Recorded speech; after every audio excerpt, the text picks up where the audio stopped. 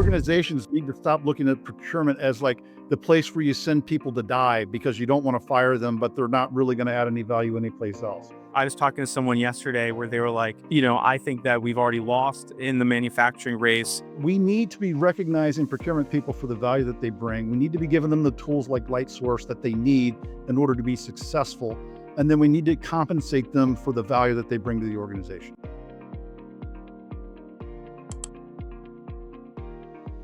All right, folks, we are here with Jim Niles, a supply chain and procurement executive.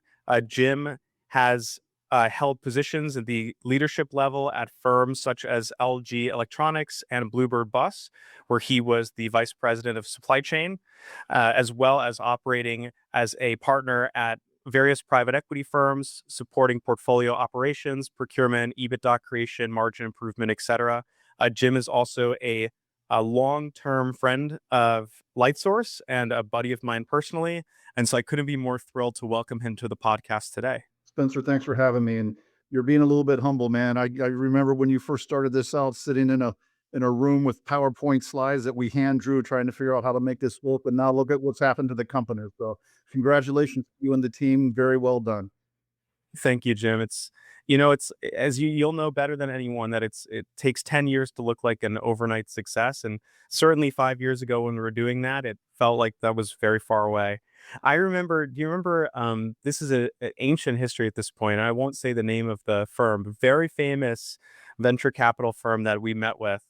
And I remember the managing partner, very famous venture capital like icon, said that procurement tech, there was no more left to be done and that it was already solved. The only interesting stuff was in the indirect space at this point, and I feel like that ended up being quite wrong. Well, if you remember, they also at one point they said that they should close the Library of Congress because every book that has been written is every book that's going to be written. So, there's people who are short-sighted when it comes to stuff like this, but there's always going to be room in the economy for people with good ideas who can build a better mousetrap and do things better, Mhm. stronger, faster than the competition. Agreed, 100%. So, Jim, I'd love to hear about your first. I'm going to go back to the beginning. How did you first find yourself into the world of procurement and supply chain? I know you were at McKinsey and Company. I'm curious, were you just staffed somewhere or did you study something related to operations and supply chain? How'd you get involved initially? No, so I was a econ and French major in college, and then I went into the military for 5 years where I learned how to shoot missiles and do things like that. So I was brought into a company called McMaster-Carr Supply Company when I left the Navy, and they had a management development rotational program. And when I was doing my rotation in procurement, the procurement manager that was training me quit, and the next day I was a procurement manager. So that's kind of how I ended up in procurement.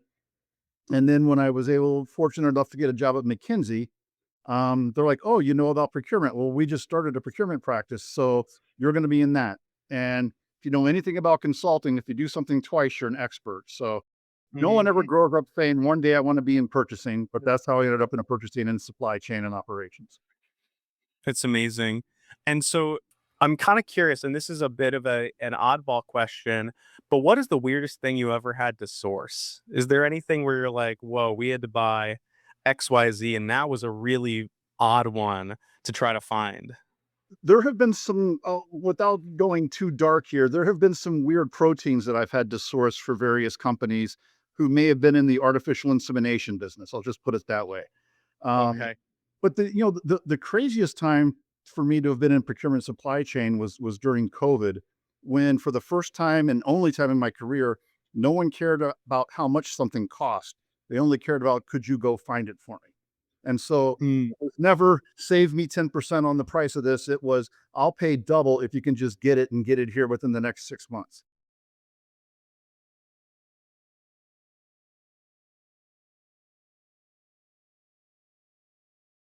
Okay, sounds good.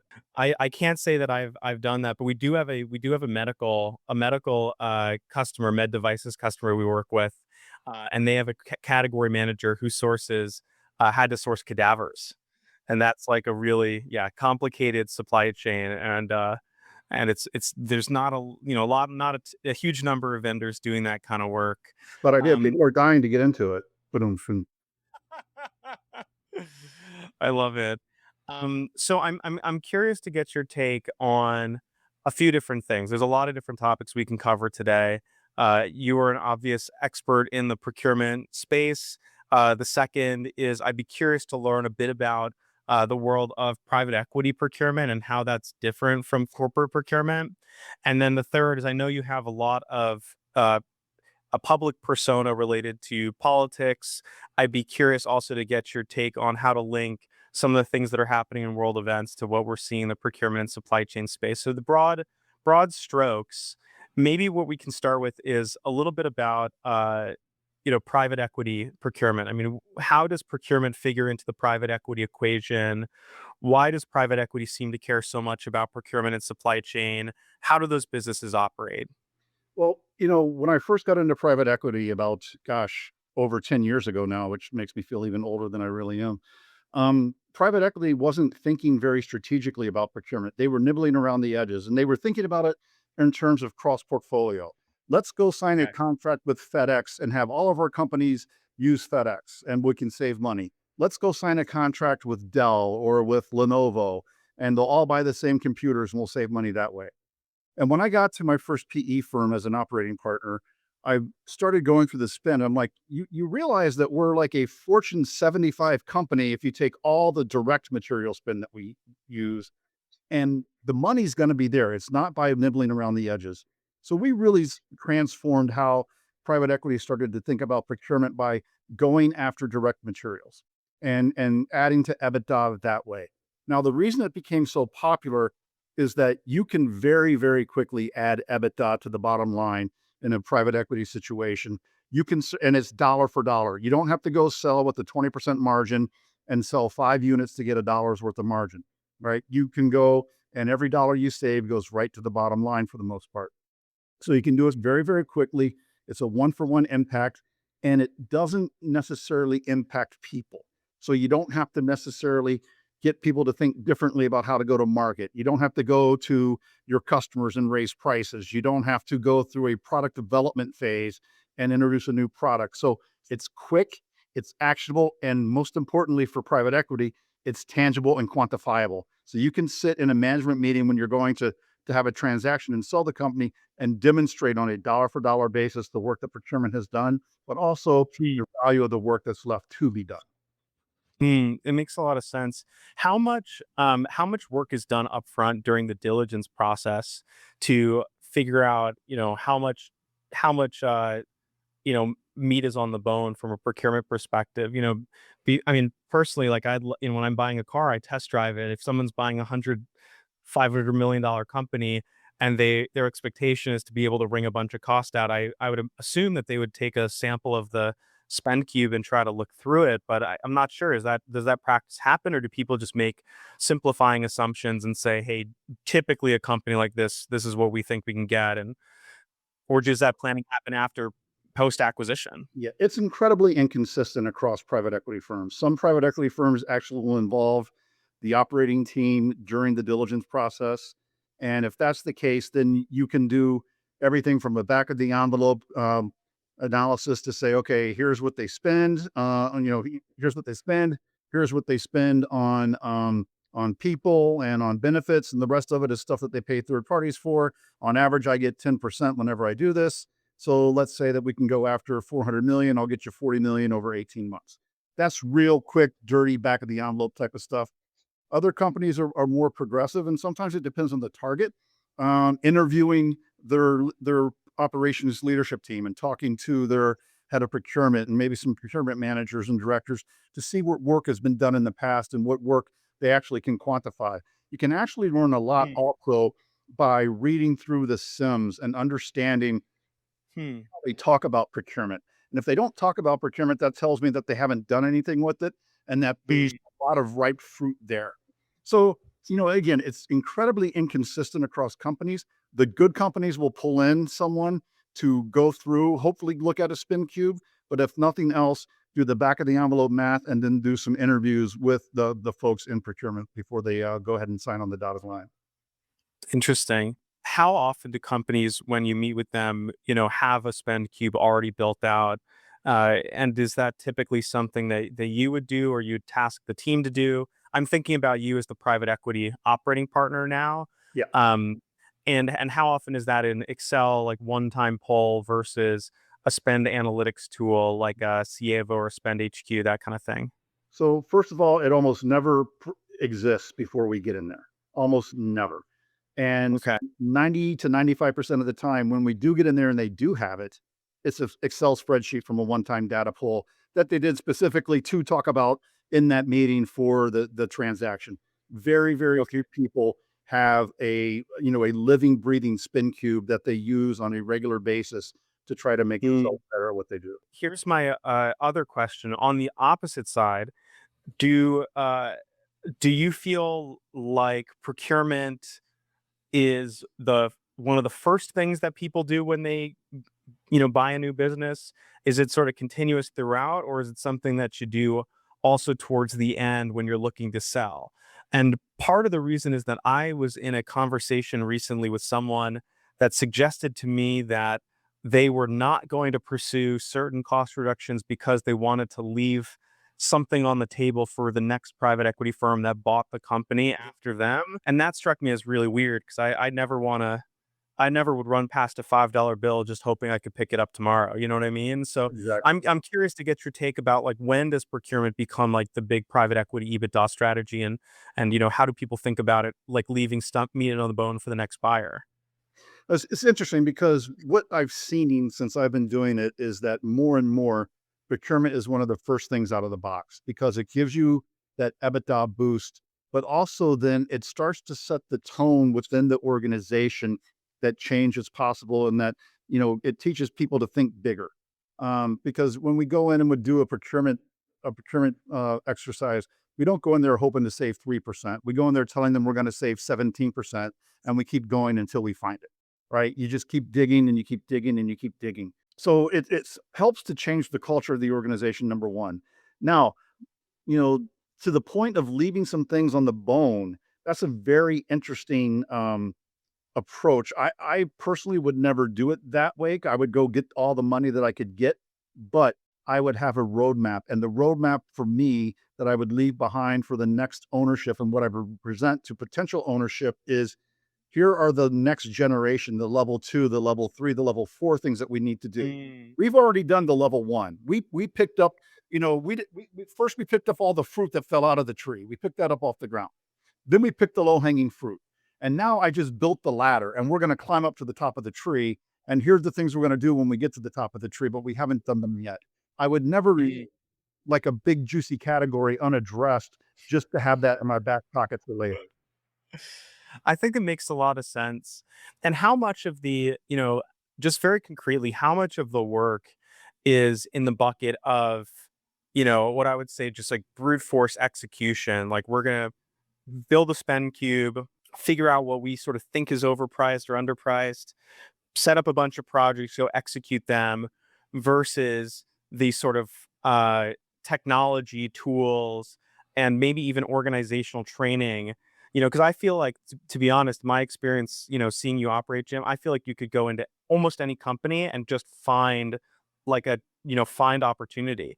But the problem is, there aren't a thousand Jim Nellses, and so there is also an element where maybe some private equity firms are more focused on, hey, we're going to set up systems so the procurement team self-sufficiently gets better results. That might be, engaging a GPO for the tail spend items, or setting up a P2P system, or setting up some kind of long-term category management, or center of excellence type function.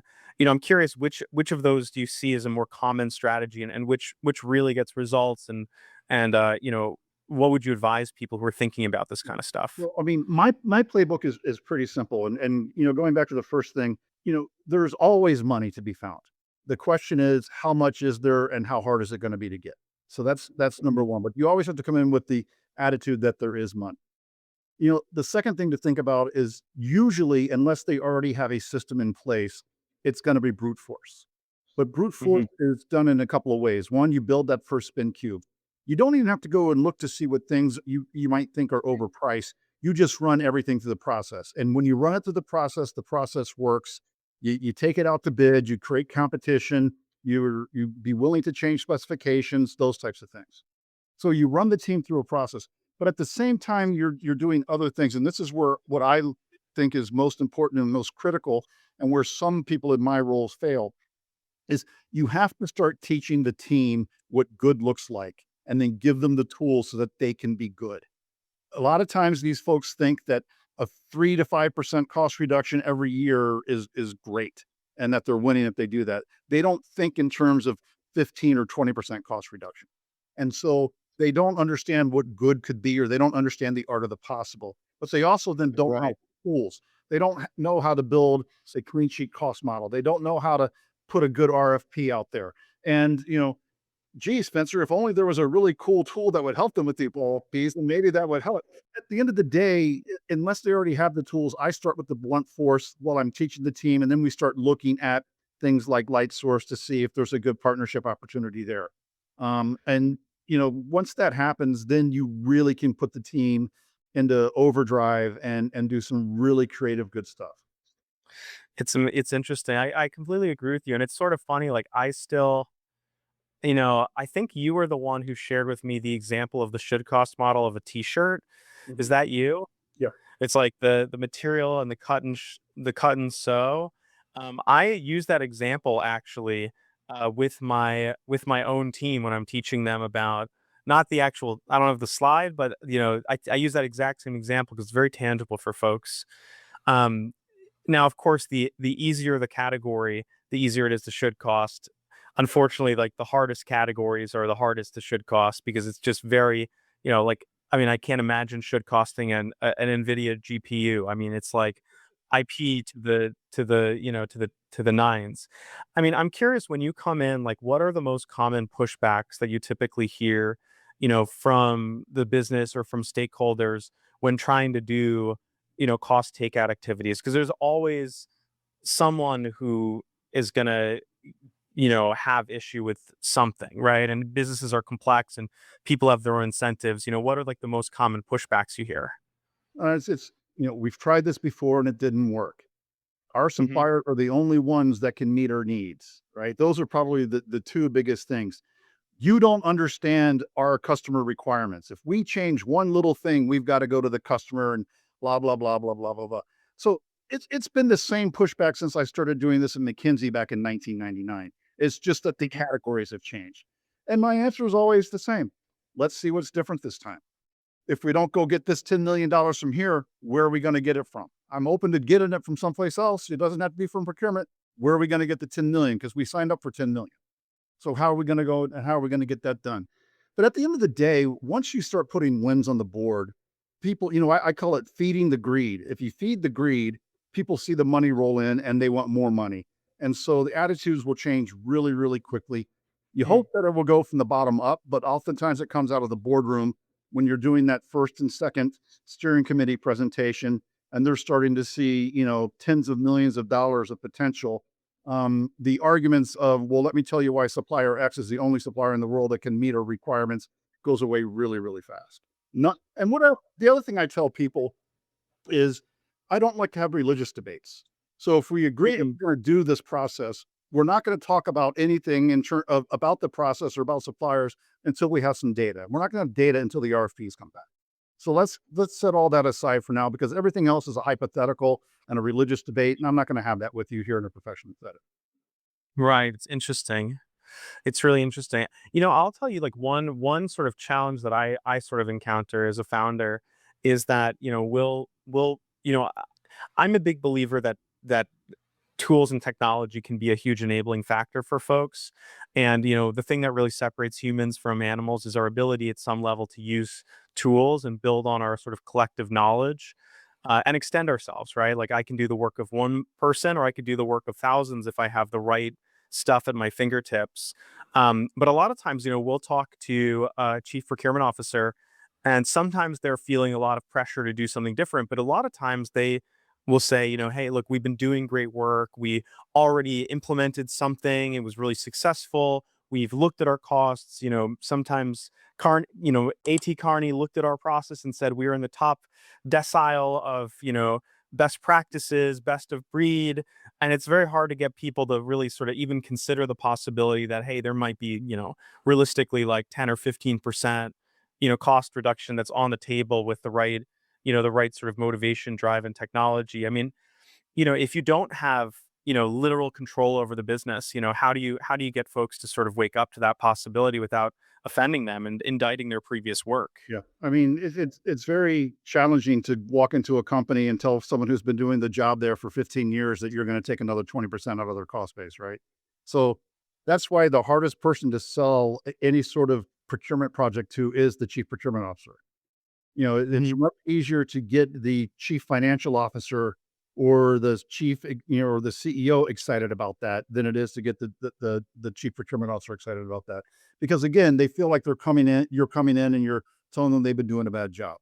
But that's step one. Step two is, I tell folks, one, any success we have here is not a damnation of the past. It's just looking at it with different set of eyes, different tools, different techniques. And I tell the team, I said, you guys probably have 95% of the answers here already. You've just been told no so many times you stopped asking. It's like, Mm. you can tell like when you see an abused dog. The owner Hmm. just have to raise the hand and the dog cowers, right? The owner doesn't Yeah. hit the dog anymore. And that's oftentimes how procurement people are. They've been told no so much that they can't do anything that they just stop trying. And it's understandable, right? The other part is that humans by nature are most humans are risk averse. Why would I want to take this local supplier that's 2 miles down the road? Our kids are in school together. We go hunting together. You take me to a golf outing, a basketball game, and a football game every year, and you'll send guys over on the weekend to help out if something goes wrong. And then you want me to walk away from that guy who's helped me for 20 years and outsource something to some guy in Vietnam who I don't know, I don't necessarily trust. I'm now going to have a 12,000-mile supply chain to save 17%. I'd rather go to sleep at night than worry about that. So there's that aspect of human nature, and the only way to get around that is through success. You have to demonstrate the ability to be successful, and then people become more and more risk tolerant. What about incentives? I'm a believer that people play to their incentives, and one of the things I've always felt was such a big missed opportunity. I know we've talked about this before, is that sales teams get this big commission when they go and do you know, a sale, they get a high fives, they're celebrated. Procurement does a bunch of cost takeout. You know, I would rather sleep at night, but if somebody told me that I could take home an extra 100K this quarter if I was able to find the company $1 million, trust me, I'd stay past 5 o'clock. And so have you ever seen a structure actually like this in practice where people have had legitimate performance management of procurement to the point where they could get, base and a performance that maybe matches their base salary, like a 50-50 split like you see in sales? Has that conversation ever come up and been very real? Like, where does it work? Where does it not work? Well, let me tell you about the first time I actually had that conversation. I was interviewing for a CPO job, and I was talking to the CEO, and I said, "Look, I've been through your annual report. I've been through your quarterly reports. I think that I can take out $1 billion over the next 5 years." And he's like, "There's no way you can do that." I'm like, "Well, I'm willing to put my money where my mouth is. I'll take 20% of everything I save." And he's like, "Well, that would be $200 million." I'm like, "Yeah, that would be. That's too much money to pay you." I'm like, "Well, I thought you said it wasn't there. So, don't tell me you won't pay me and that my numbers are BS if you're not going to be willing to put your money where your mouth is." But getting back to the serious part of your question, Yeah. most procurement organizations, and it's not procurement's fault, it's the fault of the organization itself.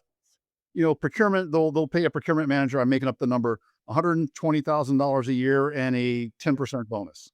And they get that 10% bonus as long as they don't kill somebody, right? So, Right. there's not a lot of incentive. It's not like in sales where the more you sell, the more commission you get. Now, sometimes the reason for that is quite good because in procurement, it can be difficult to measure if you do it the wrong way. You hear the horror stories of people who were evaluated on cost reduction. And one of the ways that they calculated cost reduction was initial RFP price, down to what the negotiated price was and what that delta is. So you'd catch people telling the supplier, look, I'm going to give this to you, but you need to come in at $200 a unit and then let me negotiate you down to 35. All right. Cause then I look good, you get the number that you want and everybody's happy. You can't accept that. You can't tolerate that. So you need to find ways to make sure that you're measuring folks on green money, not gray money. And Mhm. there's no reason in my mind that if a procurement person drives $100 million in savings, they shouldn't get 2x their salary and bonus. Right. More than, in fact. I mean, I guess, but then the question is, how do you measure that, right? Because I think that people always say this to me. They say, we can't do this in procurement because sales going up is always strictly good, and costs going down can sometimes mean that you've made a trade-off of performance or reliability or lead time. There's things that are non-price factors that you might be substituting out. And so the TCO basis might actually be worse, even though the person got a cost down. But I don't think that's also true for sales either. I mean, we have salespeople who will sell and will leave expansion opportunities on the table that we could have gotten if they had just sort of like landed and expanded. Or we don't have this at our company, but there are definitely sellers who will overpromise the product and underdeliver what eventually is there. Or will put gotchas in the contract, that kind of stuff. And so there are ways that sales can like land a sale, get the commission, and then have it not be good. Or like, Right. hey, we're just, don't, you don't have to renew or whatever it might be instead of signing a 3-year contract. So, and then in procurement, I feel like it's hard for me to figure out at the same time, like what is the right metric? And I do feel like private equity is one of these interesting places where you do have a clear before and after. You have a before spend cube and you have an after spend cube. And so people won't goose the numbers because they don't know they're getting acquired. And so, You're asking one of the age-old questions about procurement is how do you measure success, right? And how do you prove success? Because the tradition is the CFO says procurement keeps telling me they're saving me all these billions of dollars and I don't see it in my EBITDA, right? So where's it going? So here's what I've learned to do over time is one, you always have a steering committee who approves the decisions. And the steering committee is, made up CEO, CFO, and business unit heads because they're the ones that are going to be impacted by any decision that's made. That's number one. Number two is I work with finance to look at savings calculations and basically certify not only how we're going to calculate savings, but they're the ones that report the numbers, not procurement. The finance community gets the data from procurement, they review it, give it their stamp of approval, and it's the finance community that reports what those numbers are. And it has to be real dollars. It can't be, I went out to RFP and it came in at 100 and I negotiated it down to 50. So therefore I've got, $50 worth of savings times 100,000 units. That's not how this works. If it's a product you hadn't bought before, you might be able to do it against a clean sheet or something like that. But again, that comes back to what the finance community is willing to tolerate. But net, it's got to be based against last price paid, average price paid over the last year, something like that. And then you have to build in even more complexity over whether or not you're going to account for inflation. Um, if inflation goes up and you're in a variable contract, does that hurt the procurement person? Because if that does, then when inflation comes down and it helps the procurement person, are you still going to give them credit for that? Or are you going to find a way to adjust for inflation and keep it equal? But these are all things that you have to do at the beginning of the process so that there's none of that gotcha or none of those aha moments at the end of the process. And that's where I think a lot of people fall down. yeah, it's very tough. I mean, you're right, because the thing is like, and then you start to look at it and it's like, okay, maybe engineering has a design change. Like, we're making the part more expensive because we realize the bumper needs to be thicker than it was before. Should that really hit the procurement team? The other thing is, by the way, this only affects like ongoing business, right? If you think about a new product introduction NPI process, that's where like you have a lot of direct material sourcing happening, but there's no notion of cost reduction at that point. It's really about, getting the right price and then trying to improve on cost containment metrics. One failure mode that a lot of our customers have seen before they start using light source is that they will negotiate a price with their suppliers when it's competitive RFP. And then the minute they've awarded the supplier and kicked off PO and made tooling, then all of a sudden every 5 cent change becomes a 50 cent, cost Exactly. increase on the part because it's, the competitive leverage is completely flipped. And so I think the light source and tools like it at least give people a lot of visibility, if not an ability to sort of mitigate that cost creep. But I am curious, like, could you measure people instead on, process adherence? And what I mean by that is maybe if you and I look at this, we look at the ourselves and say, okay, we can't plan for how materials will change, how engineering will change. We can't plan for how commodity prices are going to shift.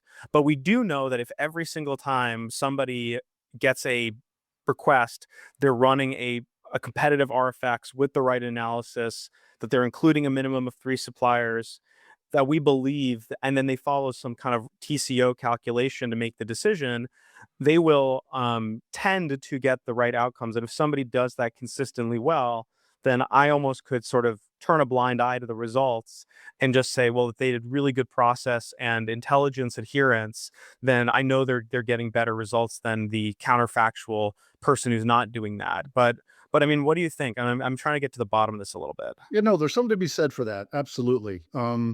You do have to be careful though, because if you just have a person who follows a process but never gets the results, that's probably just a bad person. You don't want to, you want to replace them, not pay them for that. But your point is very well taken. But it also goes back to things that need to change within an organization. You should have, what I always recommend in companies that are big enough, a category manager that does nothing but new product development. That person sits on the new product development team, right? And all the new product development sourcing decisions run through that person so that they can ensure that the process is followed.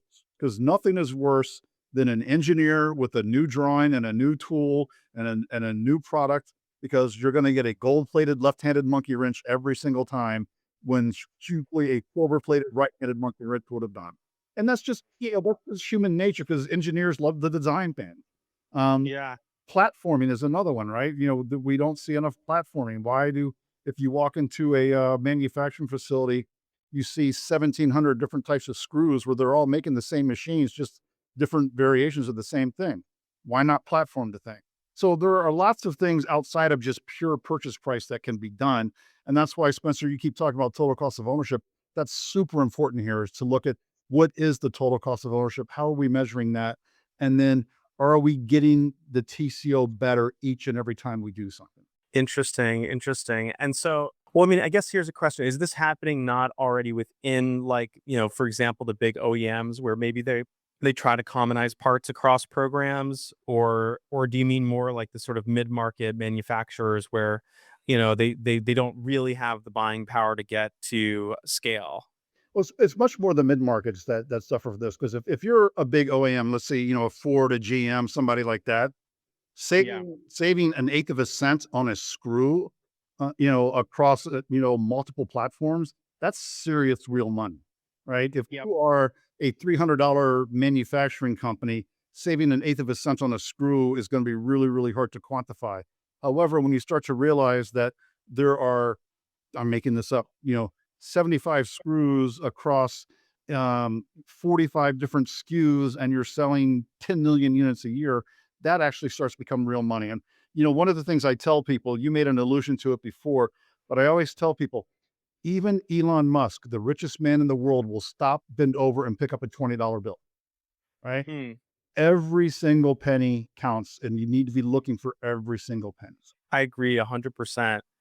Question, is that hypothetical, or do you have evidence that Elon's actually picked up a $20 bill? I've never seen him, but knowing people who know him, I don't think he'd walk past it. I think he would definitely bend over and pick it up. He may give it away, but he's not going to walk past the $20 bill. Yeah, it's one of these funny things. I remember at the I mean, I'm sure it's more extreme now for Elon, but the time it takes him to bend over and pick up $100 bill, he may have made $1,000 just from interest on his existing assets. I mean, it's mind-boggling where he is right now. And when I knew him and worked with him, I mean, he was definitely the richest person I knew. I mean, like, he's multi-billionaire, but he wasn't like, I mean, now it's like he's the wealthiest person in the world. I mean, that's insane, Maybe he could like hire someone to pick up the $20 bill for him, but the $20 is not staying on the floor. or maybe one of his sister wives, you know? There you go. So, I mean, Elon's a quirky dude in so many ways. It is interesting. I mean, I'm kind of curious a little bit about, how you see, how you see AI, and if you have an opinion on this, how you see AI really figuring in to the way the procurement teams should be working. Because, I think a lot of times, there's sort of two kinds of companies out there in the AI space that I've noticed broadly. There are folks that are trying to replace human labor and say, okay, we're going to do this process with a system instead of a person. And then the other category are folks who are looking to augment, right? Say, okay, we're going to take the person and make them super valuable. Um, which direction do you see that going for procurement? And what are the, or maybe better, more refined questions, what are the areas that you think are likely to be automated, and what are the areas or you just would die to see them automated, or the areas that you're like, hey, like really good people need better tools because I know they'd be able to do so much more. Yeah, so I'm definitely in that latter category. I'm not, I'm an old man, but I'm not afraid of AI. I'm looking at AI as a way to augment the stuff that I do, make what I do a lot easier. Remember, technology has always created more jobs than it's destroyed. You just end up usually Mm, with one generation of workers who have to try to figure out what to do, but the next generation of workers embraces the technology, moves on. Remember, driving a mhm. stagecoach at one point in time was a great job to have, right? And then it became driving a bus or driving a train. So you find ways to do it. From an augmentation standpoint, it, the potential of AI is huge. Let's go back to we talked about should cost modeling. Back in the day, you either had to hire two analysts to spend 3 months to figure out what the should cost model for a fairly technical product would be, or now you can take Chat GPT, put the parameters into it, and it'll come out with an 80% model that, if nothing else, at least gives you all the different variables that should be accounted for in that model. Then you can go and do the diligence and the research. But you get that first bit of roadmap almost instantaneously, and Mm, something we should have. I know you guys are using AI a lot in a your lot. product, and I'd love to hear how that's changed over even like the last 5 years. But what I want to do is I want to see AI be used by procurement as a way to make each person more productive and give them Right. more time to think and be strategic. One thing AI can't be yet is strategic. So if I can get if I have an 8-hour day and I'm in procurement, and 6 of those 8 hours are typically spent just executing, pressing the send button, placing and chasing orders, doing those types of things. And I can find a way to leverage AI and systems like Lightsource so that only takes 2 hours of my day. And then I have 6 hours to be strategic, look for new suppliers, interview suppliers, take courses on how to be a better negotiator, these types of things, read about industries. I'm going to be such a much better procurement person than if I spend all day long placing and chasing orders and maybe getting an hour or two a day to try to be strategic. It just doesn't work. This could flip that around. And to me, it's tremendously exciting. Fascinating. I'm gonna switch gears a little bit. I'm curious to get your take on like global state of affairs. And I think that one of the biggest, I will just say very candidly that there are certain manufacturers here in the United States that are very worried about China. And some folks, they look at it and it's sort of like some people take a sort of this American exceptionalism view, like, okay, we're gonna pull through ingenuity, American grit, and are very U.S. centric. And then there's some folks where I hear it's almost demoralized, right? Like, okay, like I was talking to someone yesterday where they were like, I think that we've already lost in the manufacturing race. They have lights out factories in China, full automation. Someone told me that they have a full lights out headlight manufacture facility where like in comes raw material and out comes headlights, completely touchless. And and I know that, personally, I'm always, we don't have a lot of BYD cars here in the United States, but when I went down to Mexico City, I took an Uber and it was a BYD, and I felt around, I was, like, looking at the interior, I was looking at the specs, I was just really impressed, and I couldn't believe how much car there was for the money when I looked up the pricing. So I'm kinda curious, What do you think is sort of the secret of the sort of Chinese success in manufacturing? How are you seeing it play out in the United States? How does this whole thing go? Is there a way to sort of course correct, and what's that going to look like? I know it's a big question, but I'm sure you have a lot of thoughts on it, you know? There's a lot to unpack there. So in 2025, I spent 5 months in Asia. Not all at one time, but just between all my trips to Asia, primarily Vietnam, China, and Thailand. Um, they do have some incredible manufacturing facilities over there. But they also have a lot of low tech manufacturing facilities where they still use a lot of labor. I mean, I was in factories that make nails and screws, and the technology to make nails and screws hasn't changed since the 1903, right? And some of the equipment that they were using looked like it was invented back in 1903. So Right. you see the whole gamut there. The one advantage, or some of the advantages that say the Chinese have is number one, they've been able to leapfrog technologies. If you think about China, they never had landlines for the most part. They went right to cellular, right? Because they went from being too poor to even be able to afford telephones and to lay the copper wire and do all that to go, okay, everyone's going to have a cell phone. And now, if you think about Chinese society, now part of it is the control of the government, but they do everything on their cell phone. They almost don't know what money is anymore. You try to pay Mhm, something for something with cash over there, they look at you like you're crazy, right? Everyone uses their mhm, phone to pay for everything, and much more so than we do here in the United States. So that's number one. Number two, there are the regulations and the government support and the government barriers that are created in places like China and Vietnam. When you live in a communist society, the communist government can make decisions that a democratic government can make. Think about in the United States, if someone wanted to come and build a lithium battery plant in Iowa, the amount of environmental studies that would have to be done, and then all this other thing, and then all of a sudden they're going to find like some little tadpole in some creek somewhere that if they build a lithium ion battery plant there, the little tadpole will go extinct, and then all the environmental people will go crazy. So it takes 10, 15 years to be able to go from idea to the first thing coming out the back of the factory. We can't compete that way. And that's, love them or hate them, that's one of the things that the Trump administration has really tried hard to do, is get rid of these yeah, regulations. One of the things he loves to talk about is that they built the Empire State Building in 1 year. Can you imagine wow. doing something like that today? Right? Just, I mean, they worked day and night. They now, granted, they had fewer safety concerns than we have today. Right? People were falling off that building all the time, but they built it. They built it in a year. Think about the construction of the interstate highway system. How quickly they did that after World War II. Now think about the Mhm, construction that's going on in your local area right now and how long that's been going on, and you don't get to see any progress because you got one guy filling in a hole and five guys standing around looking at him, right? So of this, course.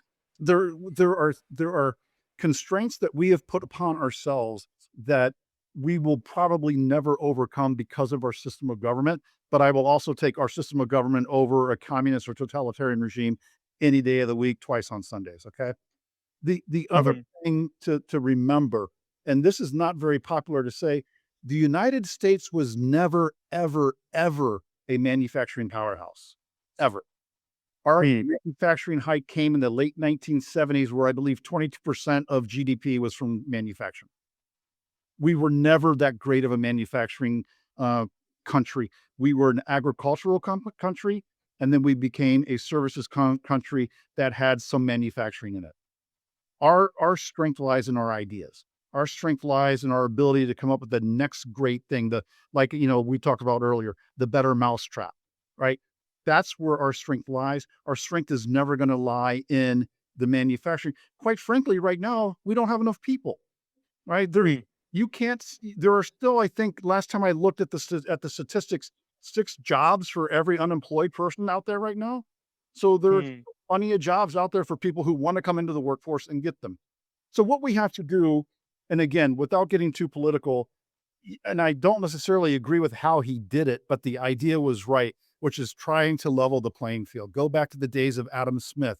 If you're good at making cars, you should make cars and export them. And if I'm good at making shoes, I'll make shoes and export those, and we'll find a way to do free trade. The other thing is, mhm, if we're going to try to refocus in America on manufacturing, we've got to really focus on the right things. Jamie Dimon had a great quote last year. I think it was around March or yeah, April, where he said something along the lines of, I really shouldn't care where my t-shirt or my shoes come from, but I sure as hell care where my drones are manufactured. if we're going to invest in manufacturing in America, it should be manufacturing the right things, not Mm, on things just to say that we were able to make it here. Because let's be honest, we can't compete with making T-shirts or making shoes.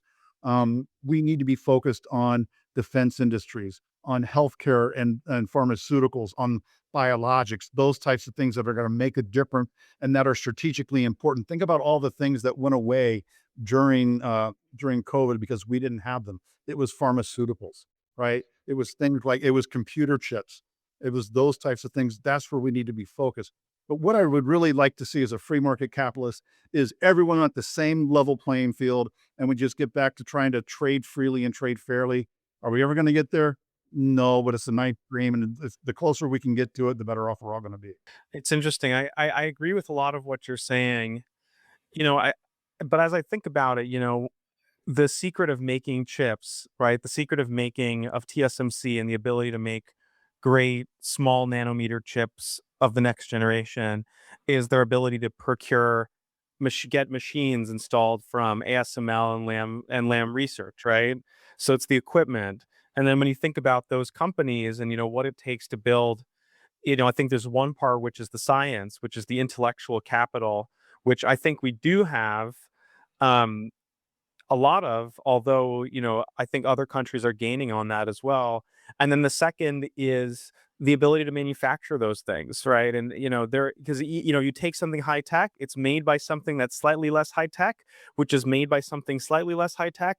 And then eventually what you're doing is you're getting back to plastics, forging, stampings, and castings and wire harness, right? That's like Exactly. ultimately the machines that make the machines that make the machine that makes the chip, right? And so, if we can get to a place where we can make some of that stuff, I mean, I'm just thinking out loud here. Maybe there's a world where it puts us at an advantage for also the high tech stuff as well. Otherwise, what we end up doing is we're still saying, hey, we're going to buy the stampings and castings from, overseas, that kind of thing. And at least automation should be able to reduce the reliance on labor for at least the Right. low tech stuff. But it has been interesting. I think one thing that I've found fascinating in the AI race is how, I used to be of the view that, the US can, I mean, this was for a long time in my space, at least in the automotive space, the view was that China can make hardware, but they're not good at software, and so they lose on like the software innovation front. But China has gotten a lot better at making software. At some of their cars, like the Xiaomi consumer electronic company made a car, very, very software savvy, very software enabled product. Um, when we look at something like, Anthropic and ChatGPT, those are the leading companies in the AI space.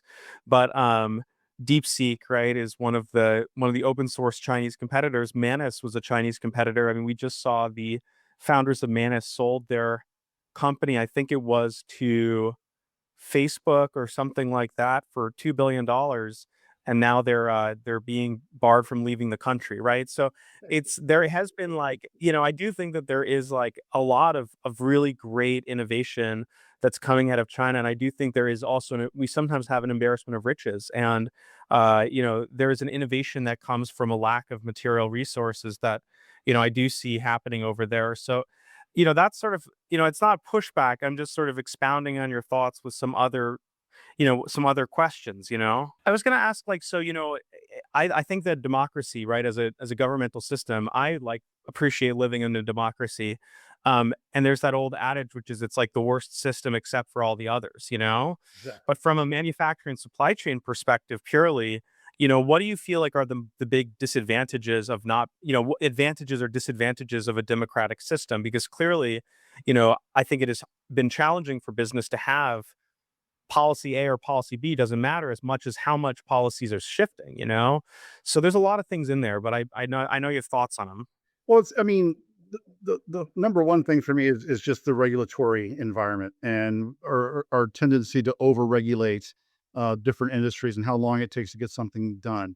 That's number one. Number two, and you just touched on it, is you know you we only get policies for 2 or 4 years at a time. 8 years if we're lucky, and then the next Right. administration comes in and they totally reverse. So go back to 2000, right? e-vehicles, EVs. We're all the automakers were going to EV because they had decided that the era of fossil fuels was over and we weren't going to do any more Right. fossil fuels, et cetera, et cetera. Then another administration comes in and goes, "We're sitting on an embarrassment of riches when it comes to fossil fuels. Why would we not take advantage of that? We can reduce the price of gas. We can reduce the price of energy, make people have a better set of standard of living, and we can export and make more money for the country." So you and again, I'm not saying which one is right and which one is wrong, but you only get it at 4 years at a time. If you're, take two different companies. If you were Ford in 2020, you're pouring as much money into EV technology as you can because that's where the government's telling you is going to go. They're putting all these incentives in place, et cetera, et cetera. If you are Exxon, you're not drilling another freaking well because they're telling you they're going to get rid of fossil fuels.